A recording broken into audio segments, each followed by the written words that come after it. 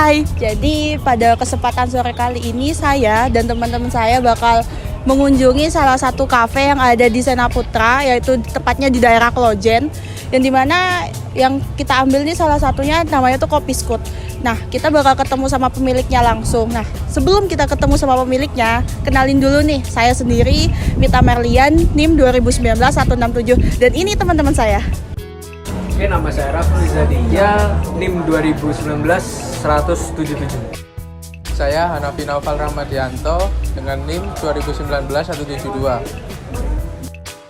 Nama saya Muhammad Bakrin Arifillah, NIM 2019-180. Oke, perkenalkan nama saya Adam Yudi Zasya, NIM 2019-165. Jadi gimana? Udah pada kenalan kan sama teman-teman kelompok aku? Jadi untuk selanjutnya kita bakal ketemu langsung nih sama pemilik dari Cafe Scoot yang ada di belakangku. Kuy.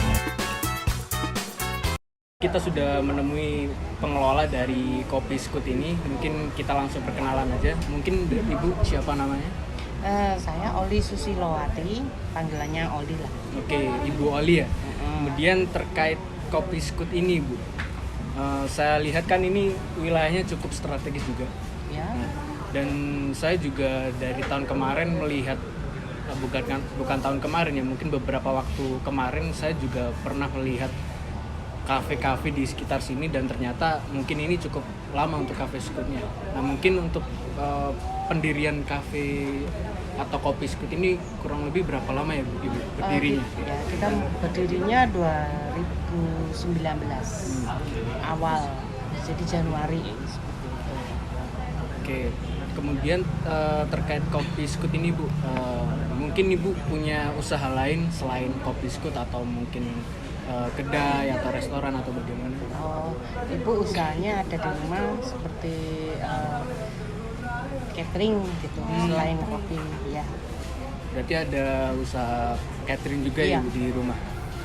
Kemudian terkait ini, Bu, ini kan lokasinya juga cukup strategis juga. Di tengah kota gitu ya. Ya, mungkin seingat Ibu aja lah, rata-rata pengunjung setiap minggunya tuh kisaran berapa? Setiap minggu kalau kita rata-rata hampir 100.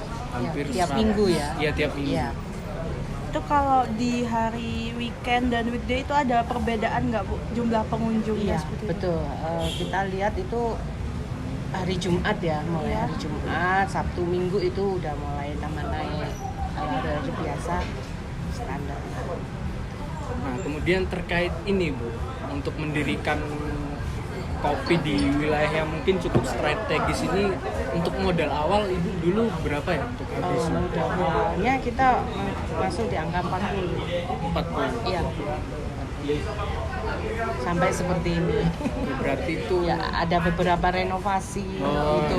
Tiap tahun kita merubah konsep gitu loh ya. Jadi biar orang nggak bosan juga. Iya. Terus terkait kafe ini, Bu, ya, ini apakah sewakah atau mungkin punya sendiri? Atau mungkin Kalau seperti itu kita milih sendiri. milik sendiri. Mungkin gitu, Bu, ya. Dan kita dari Fakultas Hukum Universitas Muhammadiyah Malang, di sini kita hadir di Kopi Scoot ini dengan tujuan mensosialisasikan Ibu. Kebetulan Ibu juga punya usaha catering ya, di rumah, jadi bisa kita simpulkan Ibu punya 2 usaha di sini. Ya. Kalau ditarik mungkin usaha apa ya bisa dibilang ya, makanan atau minuman atau mungkin itu ya, Bu, ya. Iya. Nah, kita bisa menyarankan Ibu untuk membuat suatu PT atau perusahaan perseroan terbatas, yang mana ini perseroan terbatas ini atau perseroan lebih tepatnya adalah perseroan perorangan, Ibu, dan itu beda dengan PT pada umumnya, Ibu. Jadi kalau misalkan kita tilik lebih lanjut untuk PT yang biasa, yang PT pada umumnya ini ya bisa dibilang suatu badan hukum, Ibu, Iya. yang didirikan berdasarkan perjanjian dan melakukan kegiatan usaha dengan modal dasar yang seluruhnya terbagi dalam saham, Ibu. Jadi modalnya itu dibagi-bagi dan juga ada beberapa organ-organ di dalamnya, Ibu. Kalau misalkan PT Persekutuan Modal ini atau PT yang lumrah tersebar di Indonesia nih Bu. Nah kemudian terkait perseroan perorangan ini Bu, itu merupakan badan hukum juga sama, namun di sini lebih tepatnya adalah untuk mengakomodir para pelaku usaha UMKM nih Bu. Oh iya. Jadi kalau misalkan PT yang lumrah pada umumnya itu kan terbagi dari beberapa organ. Nah kalau misalkan PT perorangan ini cukup 1 orang Ibu. Jadi mungkin misalkan Ibu berminat, Ibu bisa langsung sekaligus menjadi pemilik saham dan juga direktur di dalamnya Bu. Oh iya. Kayak gitu. Nah kemudian kalau kita tilik perbedaannya yang paling umum adalah yang pertama pemegang saham. Kalau misalkan di PT pada umumnya pemegang saham itu kan dibagi misalkan ada kayak saham milik ini, saham B, saham C. Nah kalau misalkan PT perorangan itu cukup Ibu saja yang punya. Kemudian kesimpulannya, jadi untuk PT pada umumnya persekutuan modal itu didirikan oleh 2 orang atau lebih Bu. Nah sedangkan untuk yang namanya PT perorangan ini itu hanya cukup didirikan oleh 1 orang Bu. Itu mungkin kesimpulan dari mungkin perbedaan dan juga pengertian dari PT perorangan dan juga PT persekutuan modal yang pada umumnya itu mungkin seperti itu ya. Nah, untuk sebelumnya Ibu pernah mendengar nggak terkait PT perseorangan ini? Sebelum kita datang ke sini atau udah pernah tahu terkait PT adanya Oh iya. pendaftaran? Iya, pernah. Tapi Ibu belum Belum ada belum. Oh belum ada nih. Terus di sini kita masuk ke keunggulan dari PT Perorangan. Iya. Nah di PT Perorangan ini nggak ada ketentuan terkait modal yang harus Ibu keluarkan untuk mendaftar PT. Jadi berapapun modal yang Ibu keluarkan untuk mendirikan Kopi Scoot ini bisa didaftarkan ke PT Perorangan itu sendiri. Terus untuk pendaftarannya itu sangat mudah, bisa melalui platform online yang tidak perlu datang ke kantor. Jadi Ibu tinggal mengakses websitenya, lalu nanti di situ akan mengisi terkait apa-apa aja yang dibutuhin dari pendaftaran PT itu sendiri. Lalu untuk PT Perorangan ini kan dari judulnya adalah PT Perseorangan, jadi pendirinya hanya cukup 1 orang yaitu Ibu sendiri ya. Terus lokasi usaha. Nah, lokasi usaha ini kan Ibu sudah memiliki usaha yang lokasinya cukup strategis gitu ya. Ada di tengah kota, terus juga pengunjungnya juga banyak, ada yang dari rumah sakit dan berbagai macam orang yang datang kalangan di sini ya. Terus untuk keunggulannya itu yang terakhir tuh ada kegiatan usahanya tuh kalau didaftarkan ke PT Perorangan itu bisa berkembang jauh lebih pesat itu karena mengikuti aturan pemerintah, yang dimana pemerintah udah menyusun strategi untuk gimana usaha-usaha UKM yang udah terdaftar di PT itu untuk menaikkan skala dari PT-nya itu sendiri. Lalu selanjutnya itu masuk ke keunggulannya lagi. Nah itu keunggulannya salah satunya tuh memberikan memberikan perlindungan yang dimana aset kekayaan dari Ibu sendiri dan dari usaha itu tidak membaur.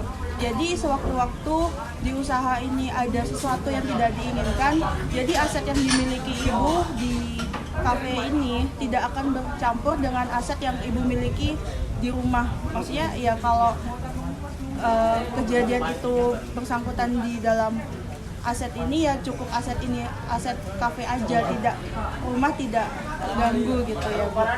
Terus seperti yang tadi udah dijelasin, pendiriannya itu cukup mudah. Terus untuk biaya yang perlu Ibu keluarkan untuk mendaftar itu sangatlah murah, yaitu cuma 50.000 hanya mengisi secara online dan mendaftar biayanya.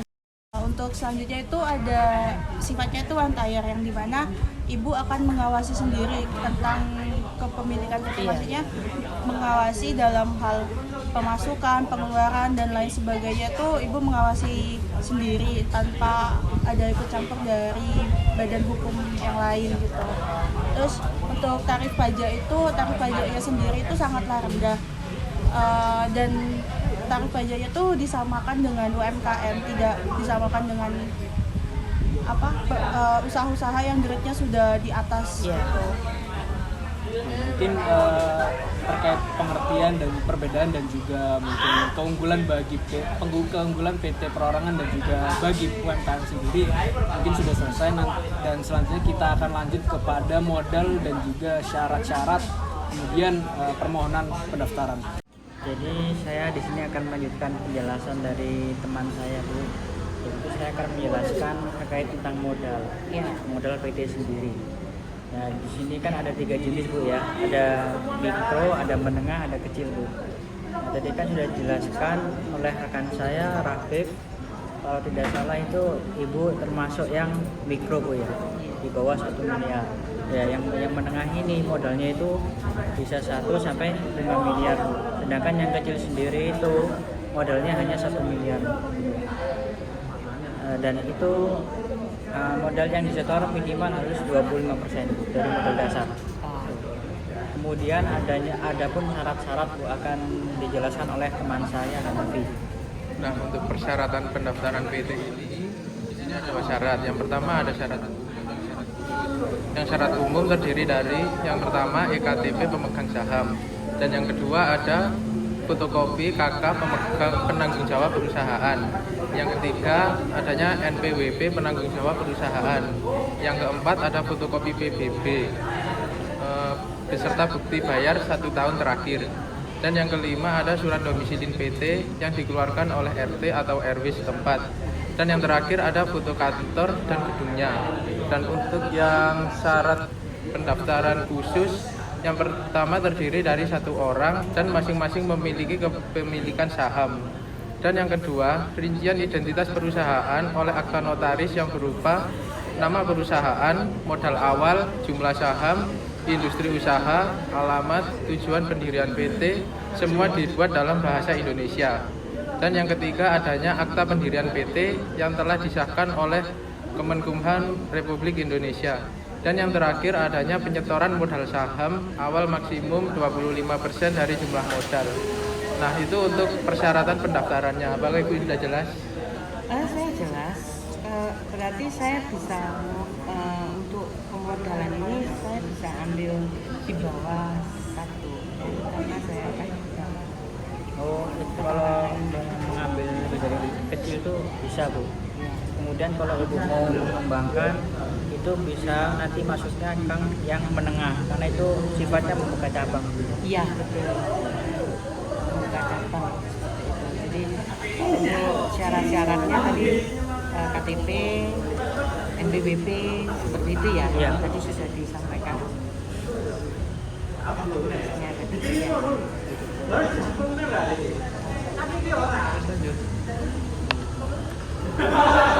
Lalu untuk permohonan pendaftaran PT-nya akan dijelaskan oleh rekan saya nanti. Nah, jadi di sini saya akan menjelaskan tentang permohonan pendaftaran. Saya di sini tujuannya untuk menjelaskan dan membantu mendaftarkan usaha Ibu menjadi PT Perorangan melalui via online yang akan membantu pelaku usaha mikro kecil untuk mendaftarkan usaha perorangan yang pendirinya cukup 1 orang, yaitu melalui aplikasi ahu.go.id. Kalau Ibu ingin mendirikan PT Perorangan maka dapat langsung mendaftarkan di ahu.go.id yang awalnya itu mencantumkan NIK serta NPWP Ibu. Jika Ibu sudah mendaftarkan di web ahu.go.id, maka Ibu dapat menemui format seperti ini yang sudah saya print ini. Nah, jadi saya jelaskan ya, Bu. Di sini sudah tertera seperti nama perseroan. Jadi PT apa yang ingin Ibu cantumkan, terus tempat dan kedudukan perseroan yaitu alamat usaha Ibu di mana. Yang kedua, jangka waktu berakhirnya perseroan. Nah, kalau jangka waktu berakhirnya perseroan ini sebetulnya terserah Ibu. Maksudnya kalau ibaratnya tempat usaha Ibu ini milik sendiri, maka di sini bisa dicantumkan tidak dapat diketahui. Tapi kalau sewa ya tergantung sewanya, ibaratnya menyewa 5 tahun ya 5 tahun di sini. Nah, terus kalau ini maksud dan tujuan kegiatan usaha nanti kan ibu bisa cantumkan sendiri kan. Terus nah kalau modal dasar ini seperti yang sudah dijelaskan oleh rekan saya tadi. Nah ini lampiran pertamanya. Terus nanti kalau kita buka terdapat lampiran kedua, yaitu mengisi data pendiri. Jadi kan kalau PT Perorangan ini didirikan oleh satu orang, maka di sini diisi biodata ibu, seperti kayak nama lengkap, terus tempat tanggal lahir, pekerjaan, tempat tinggal, kewarganegaraan, terus NIK serta NPWP. Seperti itu Bu. Jadi pendirian PT Perorangan di sini sangat mudah sekali. Ya begitulah. Kalau ibaratnya ibu membutuhkan bantuan saya untuk membantu mendaftarkan usaha ibu menjadi PT Perorangan, ya saya siap untuk membantu. Nah, setelah saya jelaskan tadi, apakah mungkin ibu ada yang ditanyakan atau masih bingung atas penjelasan yang saya jelaskan barusan? Iya, garis besarnya ini sangat mudah, sangat membantu kita untuk memperluas usaha kita lagi. Jadi kalau bisa, masnya bisa bantu saya untuk proses lebih lanjut. Siap. Untuk syarat-syaratnya akan saya segera penuhi. Siap. Kalau begitu mohon maaf jika penjelasan dari kami ada kurangnya. Nanti mungkin kalau ada kurang jelasnya bisa ditanyakan melalui nomor WhatsApp kami. Dan sekali lagi kami berterima kasih yang sangat kepada Ibu telah meluangkan waktu untuk menyambut kami di sini serta memberi waktu kepada kami untuk menjelaskan tentang PT Perorangan ini. Ya, terima kasih sama-sama. Sekian dari kami. Wassalamualaikum warahmatullahi wabarakatuh.